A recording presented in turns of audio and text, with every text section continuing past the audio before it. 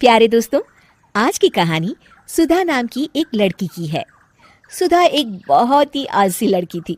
घर के काम करना तो दूर, वो एक गिलास पानी के लिए भी अपनी माँ पर निर्भर थी। अरे अब उठ भी जा नालायक, 10 बजे तक सोती रहती है। अरे कुछ तो घरेलू लड़कियों वाले लक्षण दिखा। सोने दो ना माँ, क्यों परेशान कर रही हो? अरे भाग्यवान, क्यों मेरी बिटिया को तंग कर रही हो? सोने भी दो इसे। लो, बाप बेटी दोनों एक जैसे हैं। देख लेना, आपकी ये लाडली ससुराल जाके हमारी नाक कटाएगी। मैं कहती हूँ अब भी वक्त है, अपनी ये आदतें सुधार ले, वरना ससुराल में तेरी सास कान खींच कर तुझे सीधा करेगी। वही तुझे सबक सिखाएगी। दुनिया में आज तक कोई ऐसी सास पैदा नहीं हुई माँ, जो सुधा चोपड़ा को सबक सिखा सके। लेकिन होनी को कुछ और ही मंजूर था। सुधा की शादी एक ऐसे घर में हो जाती है जहां उसकी सास एक रिटायर्ड पुलिस वाली थी। अब कहानी में मजा आएगा।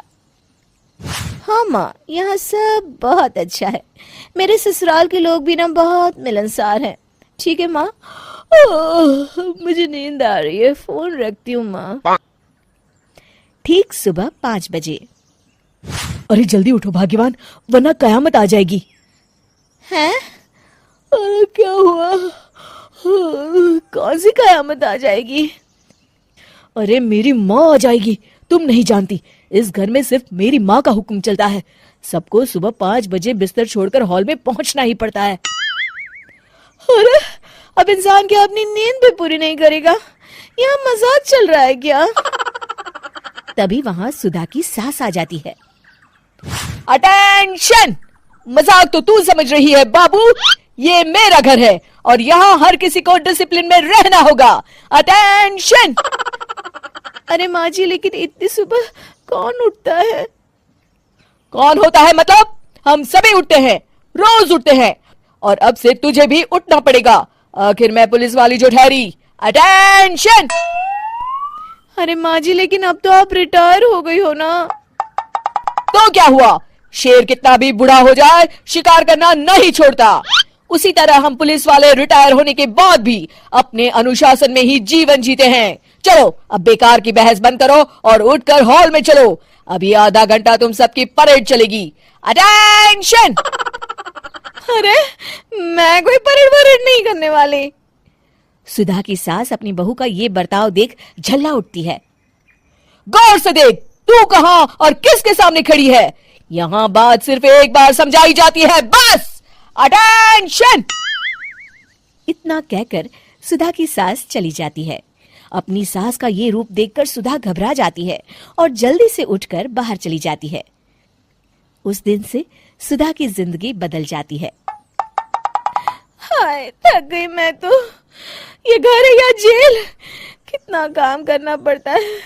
लाइए दीदी, 2 रोटियां और दीजिए, मुझे बड़ी भूख लगी है। ठहर जा बहू, ये तू क्या कर रही है? मैंने सबके खाने का हिसाब तय कर रखा है।